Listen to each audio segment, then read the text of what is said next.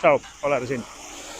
Tänast mõttekäiku alustaks kolleeg Raini mõttekäigu või siis mälestustega tema eelmisest töökohast, kus ta siis rääkis, et ta töötas mingis osakonnas, tõenäoliselt oli IT-s või siis mingite asjadega ta tegeles seal, lihtsalt lahendasid probleeme. Lahendasid mingeid jooksvaid probleeme seal ja mingil hetkel siis alati mingi probleem tuleb sisse, protseduur siis, mis iganes siis protseduur seal oli. Ja siis vabandas seal kliendi ees ja kelle see probleem oli. Kuni siis mingil hetkel ta avastas, et kõik on nagu okei, aga nagu enam ei ole mõtet vabandada, lihtsalt võta see probleem ette, lahenda ära, ütle, et on tehtud ja laseme edasi. Sest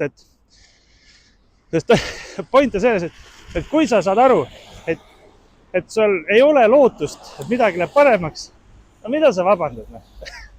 Vabandada mõtet siis, kui on lootust, et midagi läheb paremaks. Aga kui lootust enam ei ole, siis ei ole ka mõtet vabandada. Miks ma seda räägin? Räägin seda sellepärast, et meil riigis on nagu mingid tendentsid, mingid protsessid, mida sa saad nagu kogemuse pealt nagu jälgida, et mis suunas asjad lähevad. Näiteks, kui nüüd oli meil see EKREIKE, eks ju, siis jälle mingid Tiim Helmed jälle ajasid mingit jama suust välja, tuli Jüri Ratas ja vabandas. Vabandas ja siis ühesõnaga elu läks edasi. Siis mingi hetk siis oli see juba põhimõtteliselt nagu meem, et Helmed midagi teevad, Ratas tuleb ja vabandab ja see juba osa protsessist. Aga see näitab jälle seda, et on lootust, et midagi läheb paremaks. Aga mis me täna näeme? Täna näeme seda, mida tegelikult oleme juba näinud nagu tükk aega, et reformikad panevad mingid tuima näoga, teevad mingid oma skeeme, mitte keegi enam ei vabanda selle Ligi väljaütlemist, et Ligi lahmib nii, nagu ta on kogu aeg lahminud, sellepärast, et ta on ju Ligi. Ta ju kogu aeg niimoodi põmmutab, eks ju. Nüüd siis ükski reformer pole vabandanud selle eest, et Kaja Kallas ütles, et maksud ei tõuse. Siuke kuradi festival käib, et sure surnuks. Nüüd Miikal paneb mingit tuima, seal öeldakse, et tule räägi nüüd korruptsioonikomisjoni ees, eks ju, et mis kord jamad siin korraldate ennast, et ühe inimese pärast muudate seadust, kuulge, te puhake jalga, teete siin mingit oma mingi erakonna mingit jama, ja reformiga tüübid vaata, kus hästi pani raisk. Ja kui siukses seisus, mis te arvate, mis läheb paremaks? Ma ei tea, ei usu, et midagi läheb paremaks. Ainuke asi, mida mina olen öelnud, et mis võib nagu paremas asju teha, on see, et konkurents. Konkurents on see, mis teeb nagu asjad paremaks ja tänasel päeval on valimised varsti jälle tulemas. Proovime meeles hoida neid asju, seda pornot, mis siin praegu tehakse. Ja järgmine kord, need, kes on võimul, tuleb lihtsalt nagu põhimõtteliselt tuleb ära vahetada. Põhimõtteliselt. Ja nii lihtne ongi. Ja siis on lootust, et midagi läheb paremaks.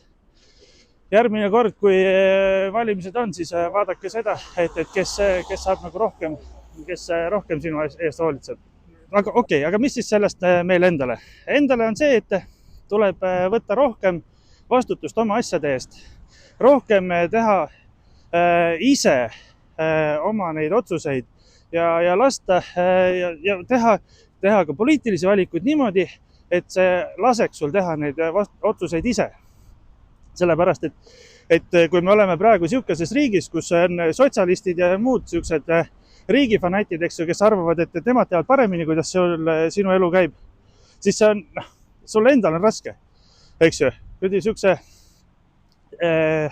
Kui sul puudub endal kontroll oma asjade üle, ehk siis võtad kasutusele pere eelarve, paned oma kulud-tulud sinna ise kirja, ise vastutada selle eest ja eeldad ka riigilt sellist käitumist, et sa saad ise vastutada.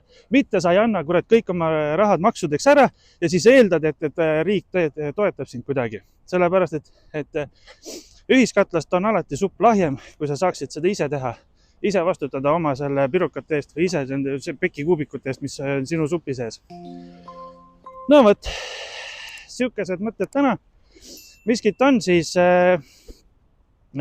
ikkagi loodame paremale tulevikule, loodame, et me saame selle võimuvärgi seal kuidagi inimsõbralikumaks ja miskit on, kirjutame, joonistame, hoiame sidet. Tšau!